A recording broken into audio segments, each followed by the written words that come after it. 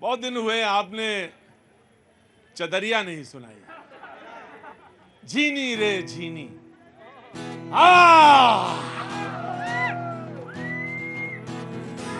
चदरिया झीनी रे झीनी, चदरिया झीनी रे झीनी, रे राम नाम रस भीनी, चदरिया झीनी रे झीनी, रे राम नाम रस भीनी, चदरिया झीनी रे झीनी।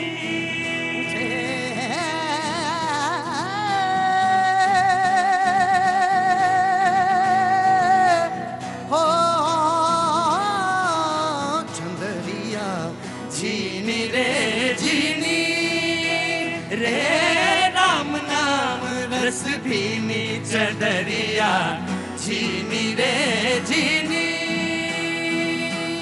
जब मोरी चादर बन घर आई, रंग रेस को दीनी है।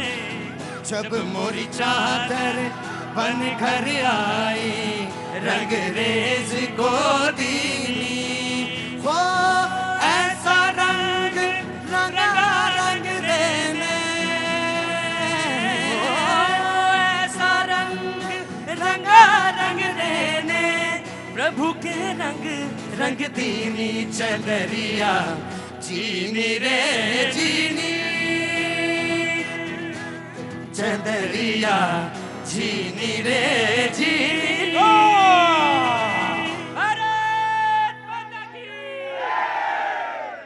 बहुत बहुत शुक्रिया। बहुत दिन हो गए थे और मन था कि वो चदरिया सुना जाए। एक आपका पसंद था, एक मेरा था। मेरी पसंद जो थी वो मैंने अपनी बाद में गवाई, क्योंकि वैसे तो मैं कहता नहीं हूं, लेकिन आज लग रहा था कि चदरिया होनी चाहिए। झीनी रे झीनी मेरे जैसे लोगों के लिए बहुत जरूरी है, ये सुनते रहना चाहिए। हाँ जी, चादर की जरूरत होती है ना ठंड में, इसलिए जरूरी है। दिल्ली से हैं आप? मैं राजस्थान से हूँ। अरे नहीं, राजस्थान वाले तो बड़े होशियार होते हैं, लेकिन हर जगह हर आदमी होता है। बहुत बहुत शुक्रिया साहब, थैंक यू सो मच। जो तमाम सारे लोग नए साल में पहुंचे हैं उन सब का बहुत बहुत शुक्रिया। ये हफ्ते जरूर भैया जी मैं यहाँ कर रहा हूँ, लेकिन उसके बाद अगले हफ्ते से मैं फिर उत्तर प्रदेश के दौरे पर रहूँगा और अयोध्या, प्रयागराज, वाराणसी और उसके बाद 1-2 छोटे शहरों में और जरूर होते हुए फिर मैं लौटूंगा यहाँ पे। लेकिन उसके बाद इस महीने के आखिर से दौरे शुरू हो जाएंगे 2024 के चुनाव के। लेकिन ये बात सच है कि इस बार कैनॉट प्लेस बीच बीच में आता रहूंगा, एक साथ लगातार नहीं जाऊंगा, बीच बीच में कैनॉट प्लेस जरूर आऊंगा और आप लोगों से बातचीत का सिलसिला जरूर जोड़ूंगा। कहां से आना हुआ साहब? देवभूमि। बिल्कुल, अच्छा है, बहुत अच्छा लगा आपसे। कहाँ है देवभूमि? उत्तराखंड से कहाँ से हैं? टिहरी गढ़वाल से। क्या नाम है साहब आपका? कमल किशोर भट्ट। कमल किशोर भट्ट जी, कुछ कहना है? हम तो यही कहेंगे, आज भारतवर्ष में श्री राम का जो दिव्य धाम बन रहा है, लेकिन आपके चैनल के माध्यम से हम दिल की बात अपने भारत के यशस्वी प्रधानमंत्री जी से ये कहना चाहेंगे कि रामलला अभी लल्ला है, उनको 56 भोग नहीं चाहिए, उनको गौ माता का दूध चाहिए। इसलिए गौ माता का दूध मिले और भारतवर्ष में गौ माता को राष्ट्र माता का संवैधानिक सम्मान मिले। भट्ट जी की भावना है और यहां से शुरू किया। तो वैसे तो कोई आज का मुद्दा जो था, आज का टॉपिक जो था वो यहां से नहीं था, राम मंदिर पे नहीं कर रहा था मैं। हालांकि भावनाओं का कद्र है, श्रद्धा का सम्मान है। कोई भी बात कहेगा आज तो सब विचाराधीन है। विचाराधीन से मतलब सारे लोगों को बैठ जाइए चुपचाप, मैं भगा दूंगा। जिसको जाना है जल्दी जाए, चुपचाप बैठिए, बेकार बेकार बात मत करिए। तो बातचीत का सिलसिला नहीं, रोज बोलना है उनको। कागज वो प्लास्टिक के फूल लेके रोज आ जाते हैं। बात प्लास्टिक के फूल से नहीं है, लेकिन बात कुछ नई हो, बदल के हो तो बात अच्छी लगती है मुझे।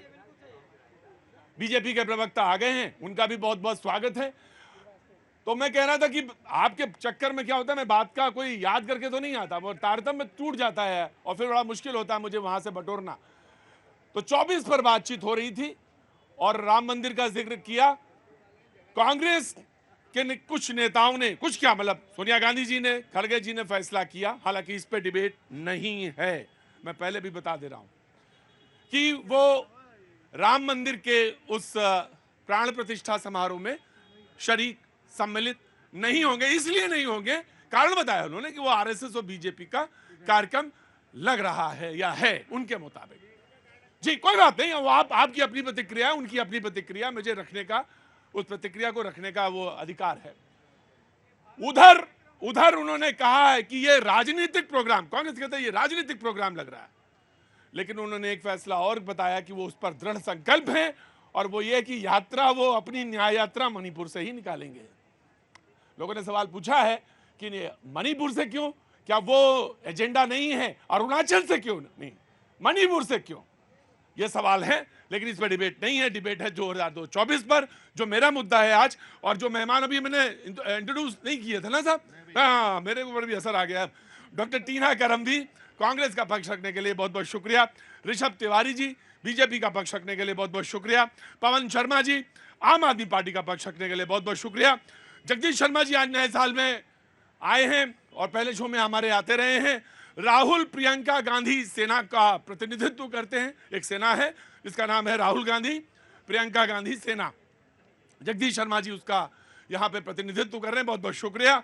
सर्वेश पाठक जी राजनीतिक विश्लेषक हैं, बहुत बहुत शुक्रिया। डॉक्टर फजील अहमद साहब राजनीतिक विश्लेषक हैं, होम्योपैथी डॉक्टर हैं, बहुत बहुत शुक्रिया, thank you so much. Malik Yakub Sahab Kashmir से, श्रीनगर से आए हैं, फिरन इनका इस बात की गवाही दे रहा है कि ये जो फिरन पहने हुए हैं वो श्रीनगर से ही है, बहुत अच्छा फिरन है आपका, बहुत बहुत शुक्रिया। अमित जी बहुत बहुत शुक्रिया, राजनीतिक विश्लेषक हैं, बहुत बहुत शुक्रिया, थैंक यू सो मच। और रुंझुन भैया बहुत बहुत शुक्रिया, thank you so much. Auto वाले नवल वाले भैया बहुत बहुत शुक्रिया। थोड़ा हल्का ही रखा करो, गाड़ी एकदम से ना, तुम्हारी आदत है कि गाड़ी तुम थर्ड गियर में उठा देते हो,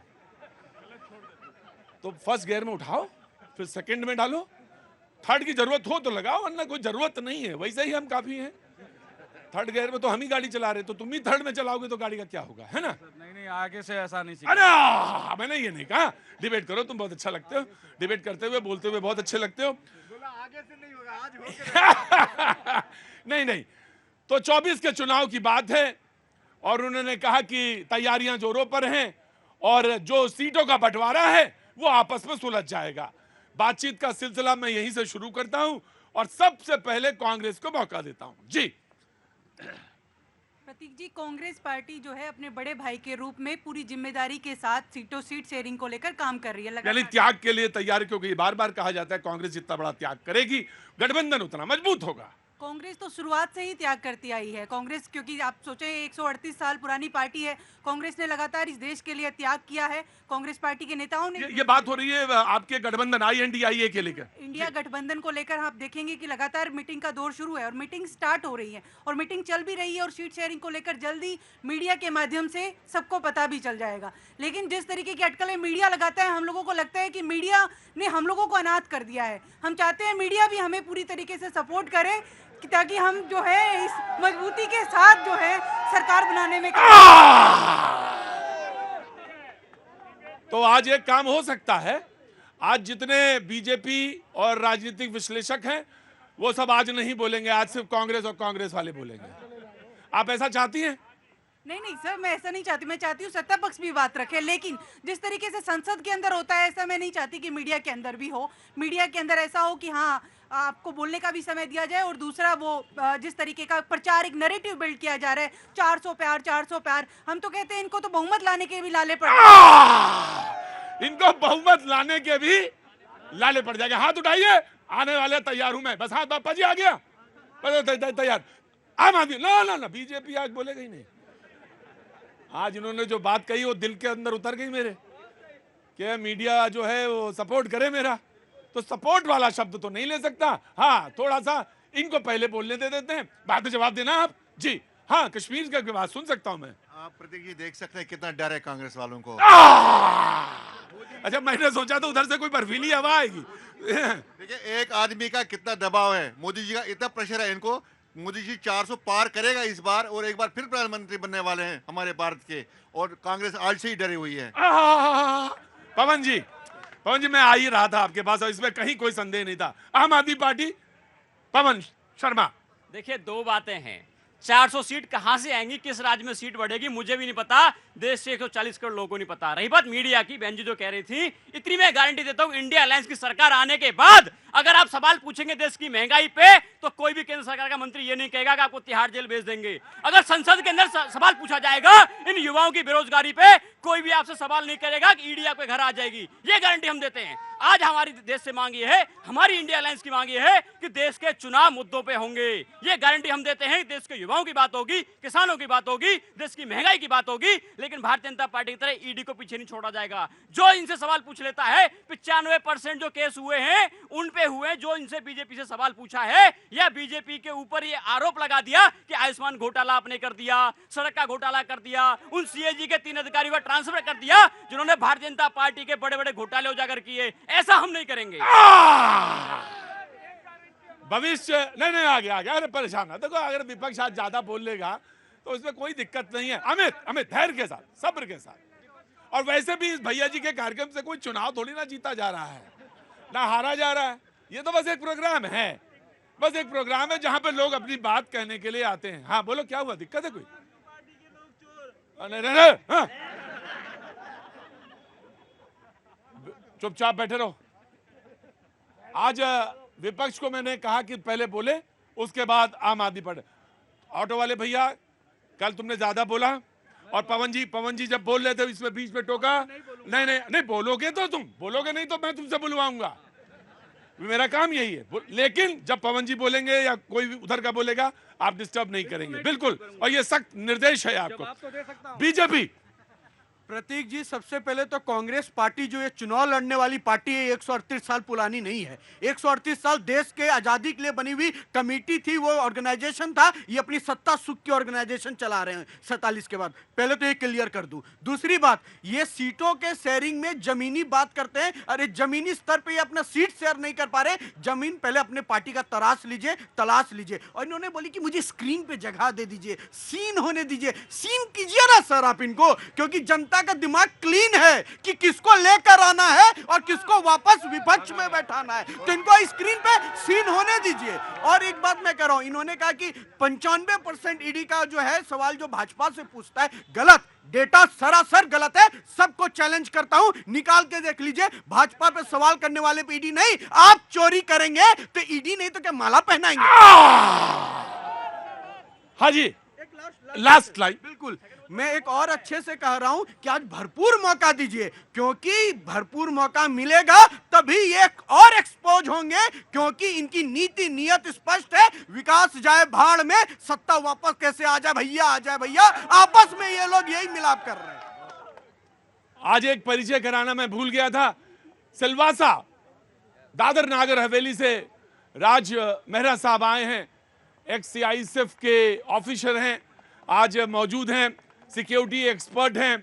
और कभी कभी मुझे मैसेंजर से भेजते रहते हैं। तो मैंने बोले कि आज मैं दिल्ली आ रहा हूं, तो क्या मैं आपसे मिलने आ सकता हूं? मैंने कहा बिल्कुल आइए। तो मैंने इनसे आते ही सबसे पहले पूछा, 2 सवाल पूछे। मैंने इनको पहली बार मिल रहा हूं कि आपकी उम्र क्या है, और दूसरा मैंने पूछा कि वहां का टेम्परेचर क्या है। प्रतीक जी, आपने बहुत बढ़िया सवाल पूछा है, उम्र क्या है, मैं अपने तरीके से जवाब दूंगा। हाँ जी। मेरी उम्र है 20 साल। उसके पीछे कारण कि 20 साल की उम्र तक आते तक मैंने वो सारे कर्म सीख लिए थे जो एक आदमी को करने चाहिए। बड़े अच्छे। उसके बाद जो है वो एक्सपीरियंस है, और 55 साल का एक्सपीरियंस है। तो आप समझ लीजिए कितनी उम्र है मेरी। मैं समझ गया। मैं 55 और 20 जोड़ के बता दो भाई कितना हुआ। अच्छा, और मैं इसी बात पे 2 शेर आपको सुना देता हूँ। बहुत इरशाद। कि उम्र का बढ़ना तो दस्तूर जहां है। उम्र का बढ़ना तो दस्तूर है। Just give me a second, I am coming. Just give me a second, I am just coming. हाँ जी। उम्र का बढ़ना तो दस्तूर जहां है, हाँ। पर महसूस ना करोगे तो फिर बढ़ती कहां। बहुत अच्छा शेर है। हाँ जी। थोड़ा सा बचपना जरूर रखना इस जिंदगी की शाम में। थोड़ा सा बचपना जरूर रखना जिंदगी की शाम में। जहां में नहीं, शाम में। शाम में। शाम हो गई दिल्ली में, पता चल गया हमें। 3-4 बार में जब ना समझ में आए तो मुझे दिल्ली की शाम तो बहुत अच्छी तरह से मालूम जी। थोड़ा सा बचपना जरूर रखना, इस जिंदगी की शाम में हाँ, सफर आसानी से कट जाएगा इस आखिरी मुकाम में। क्या बात है, बहुत अच्छा, बहुत खूब। पाजी आप बोलिए, क्या बोलना चाह रहे थे आप जी? मैं तो अब बात सुनिए, हैं, मैं आपको ये कहना चाहता हूँ हैं, कि मैं किसी कमेटी को कोई गलत नहीं बोलना चाहता, किसी सरकार को। हाँ। मैं चाहता हूँ कांग्रेस दोबारा आएगी, कांग्रेस जिंदाबाद। आज तो बढ़िया सपोर्ट मिल रहा है, क्यों? आज तो अच्छा लग रहा है आपको ना? मौसम मौसम हाँ जी। मुझसे एक लोगों ने सवाल किया हाँ, कि हम लोग तो मीडिया को मीडिया समझते हैं, हाँ। हम पहचाने कैसे कि गोदी मीडिया कौन है और असली मीडिया कौन हाँ, है? जैसे हमने कहा कि जो भी हाँ, इंडिया को हाँ। इंडी बोले हाँ। समझ लेना वो गोदी मीडिया है। हाँ, जो इंडिया गठबंधन को इंडी गठबंधन बोले हाँ। वो समझ लो कि गोदी मीडिया है। हाँ। और आप तो इंडिया गठबंधन बोलते हैं, इसलिए बहुत बहुत बधाई। तो ये इंडी मीडिया वाले, ये इंडी वाले, ना ना ना ना, अब तो इंडी ही बोलेंगे हम।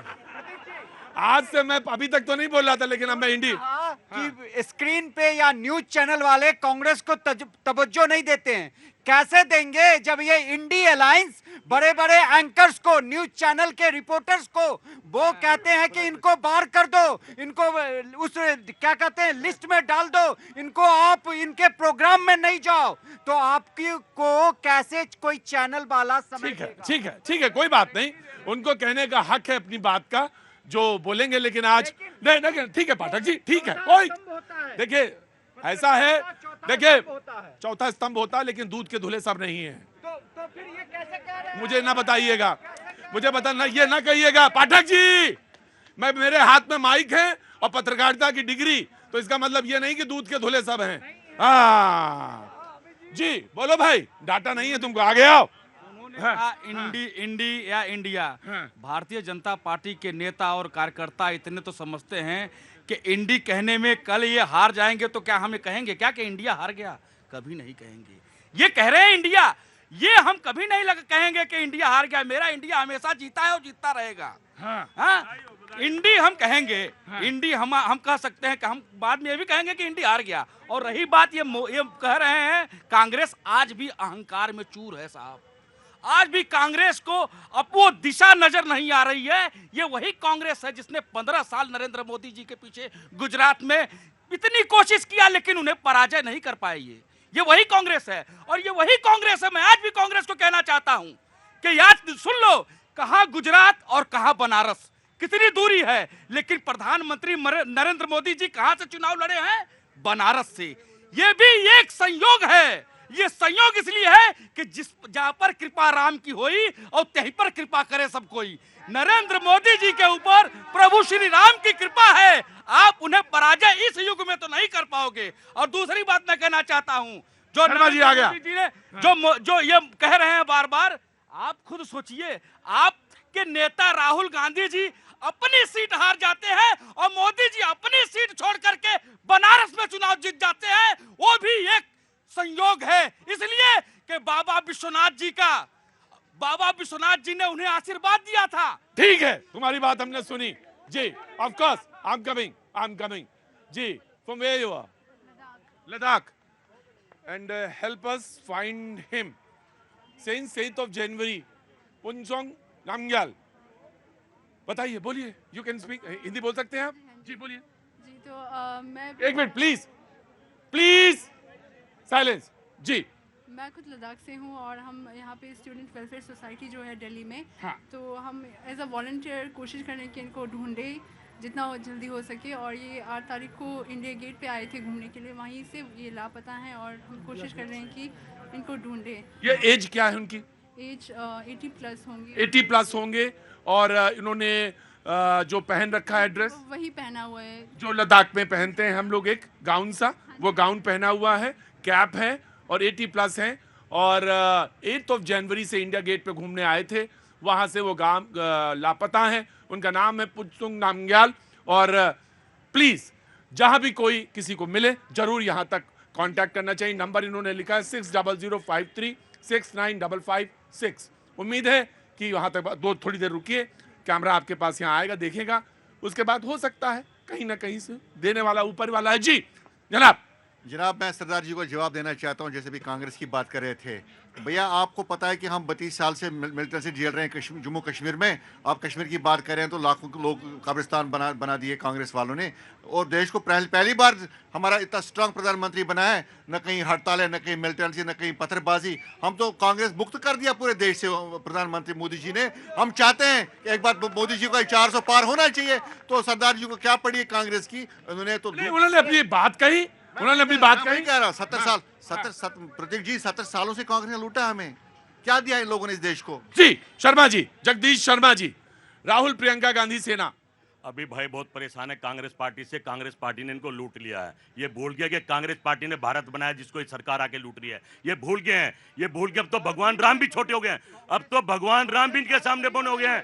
राम की उंगली पकड़ कर चल रहे हैं। इतना अहंकार, इतना अहंकार। बड़े बड़े शब्दों में आ रहा मोदी की गारंटी। क्या महंगाई मोदी की गारंटी नहीं थी? रोजगार मोदी गारंटी नहीं थी? किसान को घर दूंगा मोदी गारंटी नहीं थी?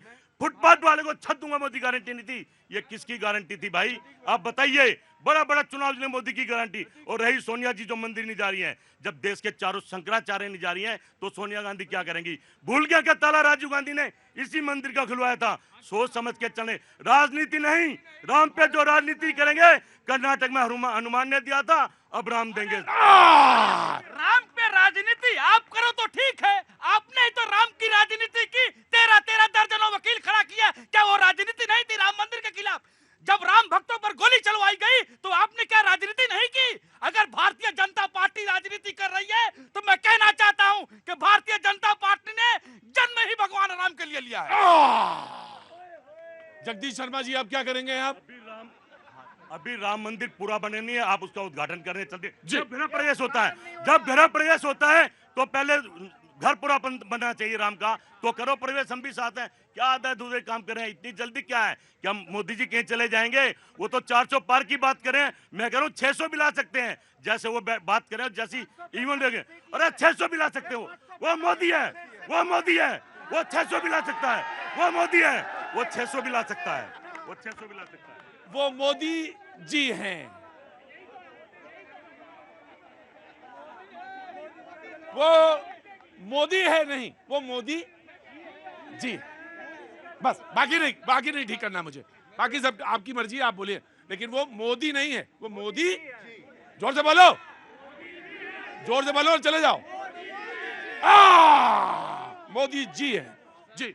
बिल्कुल वो मोदी जी हैं और मनमोहन जी हैं। हम उन नीतियों पे चलते हैं बिल्कुल।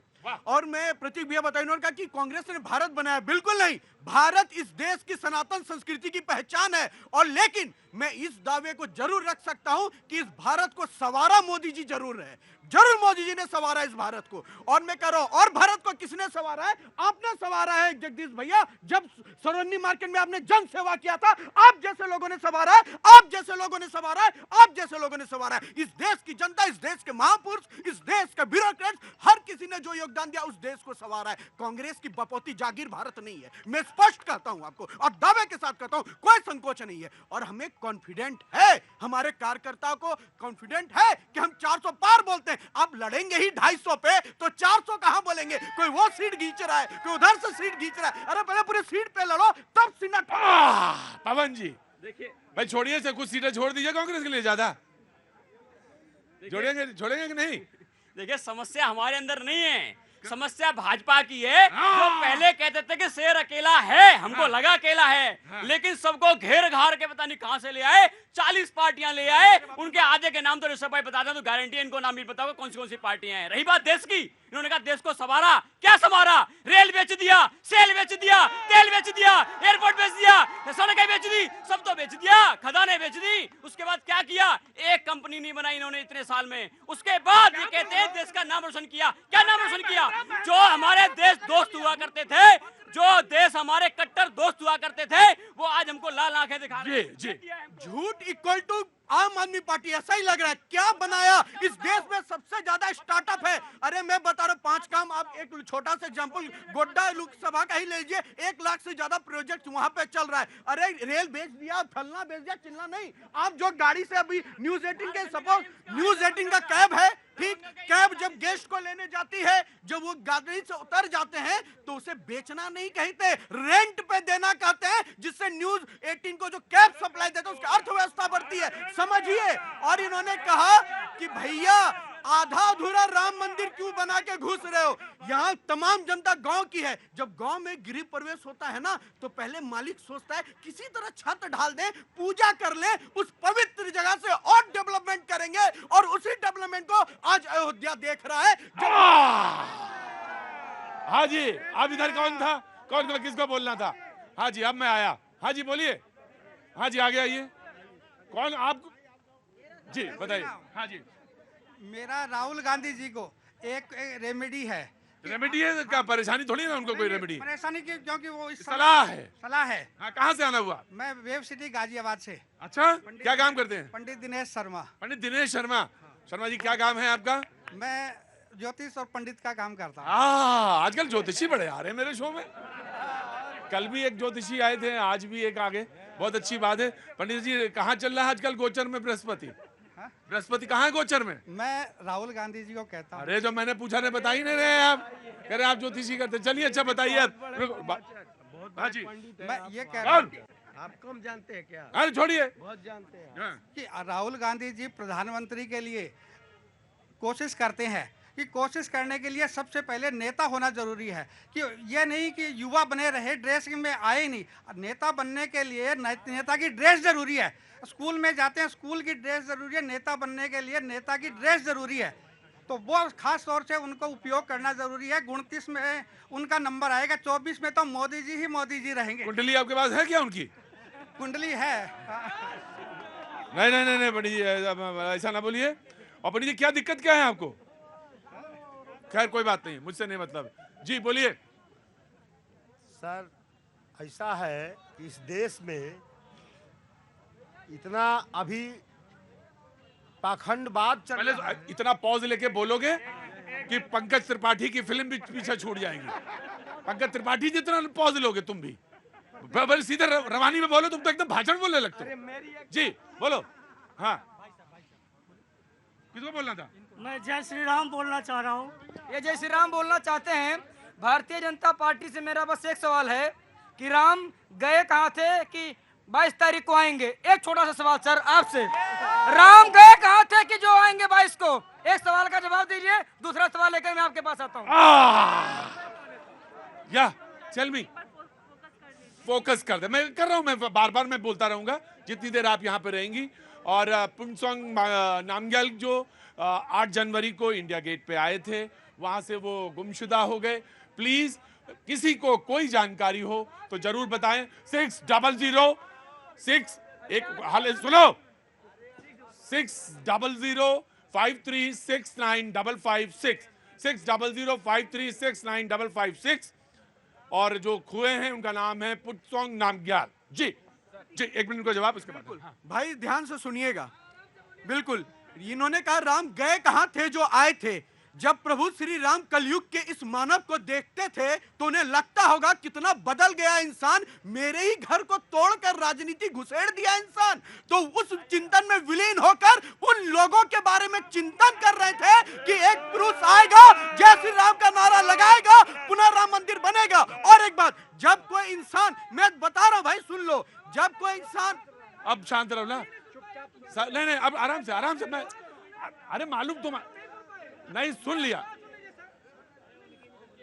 सवाल ये है कि राम जी गए कहाँ थे कि 22 जनवरी को आएंगे? अच्छा ठीक। जब इंसान 14 साल के लिए वनवास पे गया था ना, तो वो वनवास पे जब निकले थे, उस वनवास के बाद जब वो घर आए थे तो उनका भव्य स्वागत हुआ था। उस समय भी उस दुनिया में थे। तो ये सोच रखिए कि उनको धकेलने का प्रयास कौन करता है। और मैं स्पष्ट कर रहा हूं, इन्होंने कहा गए कहां थे। जब घर का बच्चा कोई बिगड़ जाता है और कहता है शाम का भूला अगर सुबह वापस आ गया, या सुबह का भूला शाम वापस आ गया, तो वो भी कहीं नहीं जाता। उनकी नीतियां सुधरती है, उनका नियत सुधरता है। और उसी प्रकार प्रभु श्री राम हर किसी के दिल में थे, वो गए नहीं थे। उन्हें उनके घर में हम सज्जे से दिल से बैठा रहे, वो एक ही के दिल से गए थे। वो था विपक्ष, कांग्रेस। मैं आया। क्या नाम है आपका? अंजलि चौहान। अंजलि चौहान। अंजलि, ये पहले बहुत सुंदर लग रही है आपने जो गले में बनाया, लुकिंग वेरी नाइस। कहाँ से आना हुआ आपका? मैं बेसिकली हरियाणा से हूँ। हरियाणा से। क्या करती हैं आप? मैं इंडिया टीम में हूँ जुडो की, स्पोर्ट्स पर्सन हूँ। स्पोर्ट्स पर्सन है, बहुत स्वागत है, बहुत बहुत स्वागत है आपका। कौन सा इवेंट क्या है आपका? जुडो। जुडो, बहुत अच्छा, बहुत बहुत। और भैया पट्टा, क्या नाम है आपका? गोविंद मौर्य प्रेम जी, सिद्धार्थ नगर, भगवान बुद्ध की धरती। भगवान बुद्ध की, क्या नाम है? गोविंद मौर्य प्रेम जी। गोविंद मौर्य मौर्य जी। गोविंद भैया, इसका जवाब मैं दूंगा कि राम जी गए कहां थे और राम जी को मंदिर क्यों जरूरी है। जवाब मैं दूंगा जी। एक मिनट रुको। सच बोल रहा हूँ, सच बोलने में क्या है? ये बताइए, वो मौर्य है, पोलियो बुद्धिस्ट है, वो हमारे हिंदू धर्म से उसका क्या लेना? कोई बात नहीं, कोई बात नहीं। हमारे उतने ही, वो मुझे पता चल गया था, मुझे पता चल गया। ना ना ना ना ना ना ना भगवान, अरे अरे रुको, है ना? आराम से, थोड़ा कंट्रोल, संयम। तुम्हारे लिए संयम बहुत जरूरी है।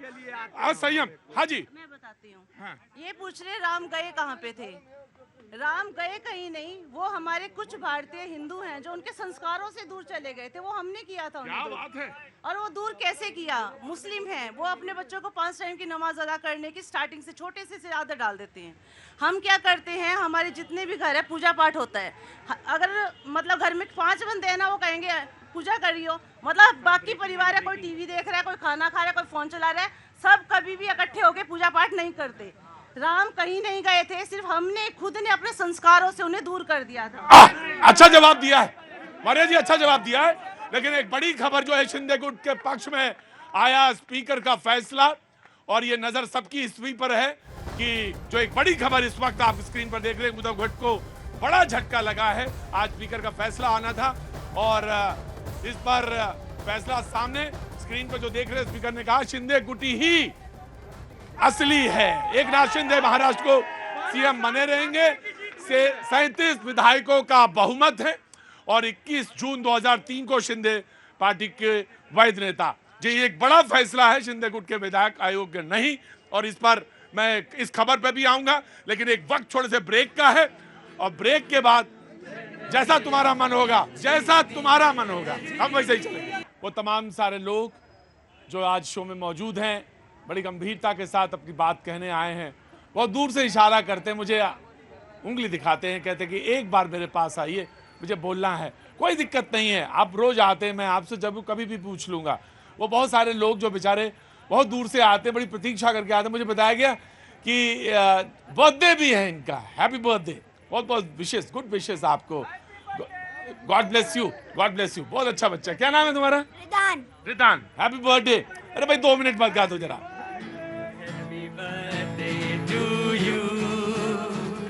Happy birthday to you. Happy birthday to you. Happy birthday to you. Happy birthday निदान। बहुत बहुत शुक्रिया। ये शो ऐसा ही है, किसी को कष्ट ना हो, दुख ना हो, चोट ना पहुंचे। बहुत दुख है तुम्हारा, तो इलाज हम शाम को ही कर देते हैं ना। तुम्हारा दुख तो मुझे मालूम है।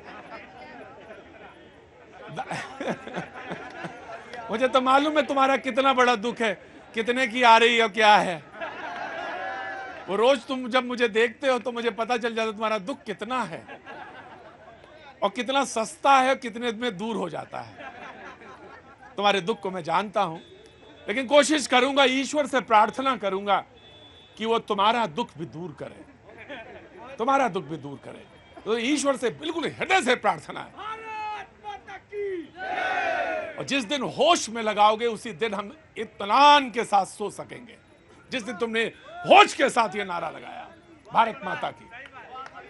मेरा कष्ट यही है, कोई कष्ट नहीं। ऐसा नहीं कि मैं सब तुमसे ज्यादा देशभक्त हूं, ना ना ना ना। हो सकता मैं तुमसे 1-2 कदम नीचे दिखाई दूं, लेकिन मैं इतना जानता हूं, इतना इल्म है मुझे कि जिस दिन तुम होश के साथ ये नारा लगाओगे, अपने माता पिता की बेइज्जती नहीं कराओगे। नहीं कराओगे क्या? तुम्हें तो दिख रहा है, खड़े हो नहीं पा रहे हो। बहुत बहुत शुक्रिया। मैंने हमेशा कोशिश करी कि वो तमाम सारे लोग मुझे तुम्हारे अंदर सारी, इसलिए मैं कहता हूं ना, बच्चों को मैं अक्सर मानता हूं कि तमाम अपार संभावनाओं के केंद्र होते हैं। कल जब देश का नाम रोशन होगा, आपका नाम उसके साथ जुड़ेगा, तो मुझे कितना सुख होगा। हम ये मतलब है, मैं नहीं, वो तमाम सारे लोग जो बैठे हुए उधर स्क्रीन पे बैठे हुए तमाम युवा। बहुत बहुत शुक्रिया, thank you so much for coming my show. जी अमित सर, अभी आम आदमी पार्टी वाले गारंटी दे रहे थे। अरे बाप रे बाप, तुम कहां लौट गए? मैं कहां ले गया था शो? मैं सोच रहा था शो कहां पहुंच गया, लेकिन इन्होंने आम आदमी पार्टी याद रहा। अमित, वैसे तुम्हारे भी बहुत बहुत साधुवाद, तुम्हें अपना मुद्दा याद रहता है। जी बोलिए। सर, हमें एक गारंटी दे दो, मैं आप जहाँ कहोगे वहीं वोट करूंगा कि आपकी सरकार यदि बन गई तो पाजी का कैमरा और दिल्ली की जनता को वो 8 लाख का पर्दा दिखा देना जो केजरीवाल के घर पे लगा।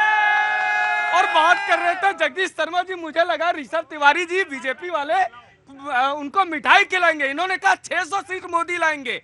अरे भाई साहब, 24 में 400 परिसीमन होने दो, 29 में 600 बोले परिसीमन होने दो, ये 600 भी हो जाएंगी सीटें। अब जगदीश जी क्या करेंगे? भाई मैंने कहा ना 400 में 600 और 600 में से 1200 भी ला सकते हो, मोदी जी हैं, मैंने बोल दिया। पर समस्या क्या है, देश ने मोदी जी को क्यों चुना था, सवाल इस पर भी होना चाहिए। देश की जनता से मोदी जी ने वादे देते 60 दिन दे दो, मैं तुम्हारे सब दुख हर लूंगा, अच्छे दिन ला दूंगा, रोजगार दे दूंगा, पढ़ा लिखा नौजवान भटक रहा है, हॉस्पिटल में जगह नहीं है, जो जाइए किसी भी हॉस्पिटल के बाद पता लग जाएगा, एडमिट भर्ती नहीं होते हैं, फोन करते हैं, हमें फोन करते हैं, फिर हम एक ही बात कहते हैं, आप 100 नंबर पे फोन करो, पुलिस आएगी और वो भर्ती कराएगी। ये स्थिति देश की है। इतना यशस्वी प्रधानमंत्री, इतनी यशस्वी पार्टी, पर देश के हालात भी तो देखो। राजनीति के लिए आप प्रधानमंत्री चुने थे, देश की जनता के लिए आप भूल गए हैं। अब तो मंदिर मस्जिद घूम रहे हैं, उससे बाहर ही नहीं निकल रहे हैं, उससे भी और दुनिया है प्रधानमंत्री जी। आराम से बोलने दीजिए, बोलने। आप जब 600 ले आए तब दिक्कत नहीं हो रही है, 400 सीटें ला रहे हैं तब दिक्कत नहीं, बोलने दीजिए आराम से। जी नो, क्या नाम है भैया? जायसवाल साहब, कहाँ से आना हुआ? बिहार से। बिहार में कहाँ से? सुपौल से। सुपौल से, अरे बिल्कुल एकदम बंगाल के बॉर्डर पहुंच गए, नेपाल बॉर्डर भी समझ लीजिए। जी अस्पताल चाहिए। हाँ जी, हमको अस्पताल चाहिए। दिल्ली में सबसे बड़ा संस्थान एम्स है, ऑल इंडिया में सबसे बड़ा संस्थान एम्स है, और यहाँ पे जितने लोग हैं उनसे पूछिए, एम्स में इलाज कराने जाता है तो MRI कहाँ करवाता है, MRI के लिए कितना वेटिंग करना पड़ता है। सरकार कई हजार करोड़ इलेक्शन में खर्च करती है, लेकिन 3 करोड़ तक मशीन आता है, एम्स ऐसे संस्थान में मशीन नहीं लगा पाती है सरकार, और बात करती है बड़ा मैं वो कर रहा हूँ। बताइए, आप बताइए क्या? जायसवाल साहब बोल, आराम से बोलने दो। ये बात मुझे मालूम है, अस्पताल की जो वेटिंग लिस्ट वाली बात है, किसी को कष्ट है, दुख है, उसको सुनना चाहिए। और अगर आपके पास जनतंत्र में इतना स्पेस नहीं है कि आप किसी की विपक्ष की बात सुन पाए, और जेन्युइन बात, वो कह रहा है कि मुझे अस्पताल चाहिए, बिल्कुल चाहिए। किसी ने कहा था कि राम गए कहां थे जो आ गए। हाँ जी, ठीक है, मंदिर होना चाहिए। मैं देखे, मंदिर होना चाहिए, मैं आस्थावान आदमी हूं, तो इसलिए मंदिर, वो जवाब भी दे सकता हूं उसका, लेकिन जरूरी नहीं हर सवाल के जवाब दिए जाएं, क्योंकि जनता के पास होने चाहिए। लेकिन मैं इस बात के लिए तुम्हारा जायसवाल सबसे आगे खड़ा हूं कि अस्पताल होना चाहिए, बच्चों के लिए स्कूल होना चाहिए, कॉपी होना चाहिए, ब्लैक बोर्ड होना चाहिए, अच्छी चीजें होनी चाहिए। मैं बिल्कुल सुपौल से है, मुझे मालूम है सुपौल में स्थिति क्या है, मुझे मालूम है, मुझे ये मालूम है कि डिग्री 3 साल में मिलनी चाहिए।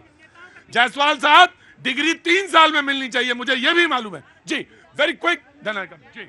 प्रतीक भैया, मैं भाई को जवाब देता हूं, मैं भी एम्स का चक्कर काटा हूं, और उस वक्त काटा हूं 2012-11 में, और 45 दिन बाहर खड़ा रह के नंबर नहीं लगता था। आज नंबर लगाने के लिए डिजिटल प्लेटफॉर्म भी है, और जो 10-10 हजार रुपए, 1-1 हजार रुपए जो गरीब थे, जो पैसा खर्च करके दिल्ली आते थे, भारत सरकार। मैं तुम्हें एक सवाल, इसका जवाब और देता हूं। ये नहीं है कारण, सिर्फ इतना ही नहीं है कारण। जायसवाल सुनो, जायसवाल सुनो, कारण सुनो, ये सिर्फ यही बात नहीं है। हमने इतना लेट किया है अपनी स्वास्थ्य पे, अपनी शिक्षा पे जितना इन्वेस्टमेंट करना चाहिए था, आजादी के बाद नहीं किया है, हमने नहीं किया है, और इस बात को स्वीकार करने में कहीं कोई हिचक नहीं होनी चाहिए। क्योंकि सवाल हम पे है तो जवाब देने के लिए प्लीज थोड़ा समय मांगूंगा सबसे, क्योंकि मेडिकल सबके लिए जरूरी है। मैं ये नहीं कह रहा कि हमने बहुत कुछ बिल्कुल डन कर दिया, लेकिन अगर आप कंपेयर करेंगे प्रतीक भैया, तो केवल देश में एक एम्स, 2 एम्स दिखता था, आज जगह जगह पे एम्स खोलने का प्रयास इसलिए किया जा रहा है ताकि हमें आपको अपने शहर को छोड़कर भटकना ना पड़े। लेकिन और राज्य सरकार की 3 टायर इलेक्शन, मेयर, पार्षद भी इसलिए इस देश में है कि लोकल स्तर के भी पीएससी को, सीएससी को स्ट्रॉन्ग किया जाए। आज जो एमआरआई पे विषय निकला है ना, बिल्कुल सही है, नंबर रहते हैं एमआरआई के लिए, उसी नंबर को कम करने के लिए जगह जगह और अस्पताल बनाए जा रहे हैं और बनेंगे, ताकि जो पब्लिक एक जगह इकट्ठा होती थी वो अलग अलग अपने शहर में रुके, पलायन रुकेगा, उनका खर्चा रुकेगा, और भगवान राम वाला, राम पे भी दे रहा हूं, राम पे भी जवाब दे रहा हूं। इन्होंने कहा राम गए कहां थे? अरे भैया तनिक सुन लीजिए, कहां गए रही राम जी, बता कहीं हम तनिक सुन रही। इन्होंने कहा तंबू से निकलकर महल में आ रहे हैं, और जहां जो अपने इटली, फ्रांस हम सब घूमे, आराम से रहे। उस राम जी उस देश की संस्कृति के पहचान थे, उसको दरकिनार जो आपने कर दिया था, उस सोच से हटा दिया था, उनको अपने स्थापित कर रहे हैं। और एक बात मैं कह रहा हूं, हम आप अपने घर से दूर हैं, अपना गांव कहीं और है, जब आप अपने गांव लौटते हैं ना, कहता हमारा बेटा घर आ गई, इसका यह मतलब नहीं वो एक एक नारी के दिल से निकल गए थे या कहीं बाहर चल गए थे, लेकिन अपने घर पुनर्वास कर रहे हैं। जवाब मैं नहीं दूंगा आज जी। प्रतीक जी, भोजन के नाम पे इन्होंने भाषण ही पिलाया है, भाषण ही खिलाया है और भाषण ही पिलाया है। मैं क्यों कह रही हूँ ऐसा? इसीलिए जो जनता कह रही है ना, जो दुख दर्द, राहुल जी इसीलिए न्याय यात्रा निकाल रहे हैं, उन सबके आंसू पूछने के लिए निकाल रहे हैं। और दूसरी बात, अभी ये पूछ रहे थे, साहब कह रहे थे राहुल जी दूरदर्शी नेता हैं, और जो विश्व गुरु कहते हैं अपने आप को, साहब विश्व गुरु के भी गुरु हैं राहुल जी। ऐसा क्यों कह रही हूँ?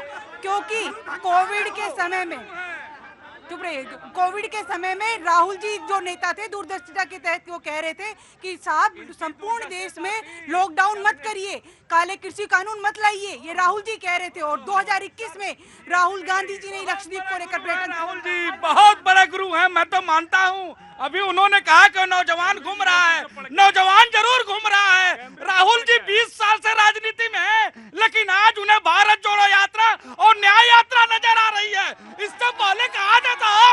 और दूसरी बात मैं इनको कहना चाहता हूँ, इन्होंने जो कहा है, उन्होंने कहा राम जी के बारे में, मैं कहना चाहता हूँ कि राम हमारे रोम रोम में बसे हुए थे, लेकिन इस देश में एक एजेंडा चल रहा था मेरे देशवासियों। मैं सबको आकर्षित करना चाहता हूँ इस बात पर। जब औरंगजेब ने, सुनिए, जब औरंगजेब ने काशी विश्वनाथ धाम को, उस मूर्ति को खंड, राम पे बोलो, राम पे बता रहा हूँ, एक सुनिए, कोर्ट में, अरे सुनिए मैं बता रहा हूँ, अरे बात सुनिए। उस समय क्या हुआ था?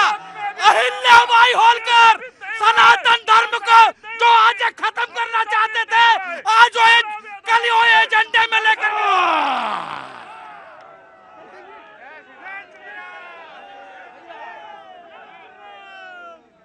मौर्य जी ने सवाल पूछा था, राम ही केवल प्रेम प्यारा, जान ले सो जानन हारा। बस इससे ज्यादा नहीं बोलूंगा मैं।